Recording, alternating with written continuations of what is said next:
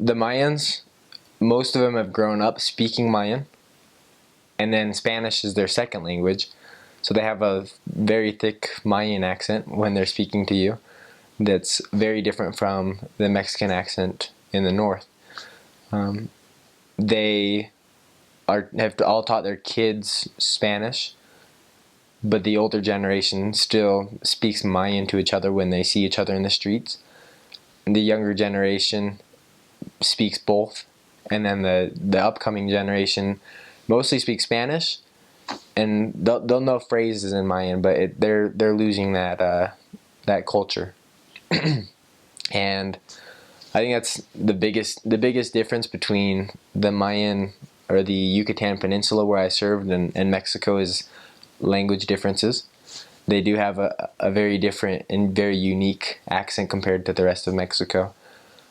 Working wise, they love working out in the fields. They love growing crops. They love working with pigs and chickens and agriculture. I think that's probably the biggest job that I saw while I was there. I served in a lot of smaller pueblos. Everyone has their chickens. Everyone has their pigs to eat from, and they all have their milpa, which is their cornfields where they grow corn for their family, for their tortillas. So they love working outside, or at least the people where I served in the smaller towns. They love working outside and working with animals and plants. In the city, it's a little bit different. Obviously, they've adapted to the Mexican culture a little bit differently. But for the most part, in the smaller pueblos, they've definitely kept their Mayan culture. Biological differences, they're very different from Mexicans because they have maintained that Mayan blood in them still. So they are a lot shorter than the average Mexican. So there's three states in the mission, but two of them have a big rivalry between them, which is Yucatan and Campeche.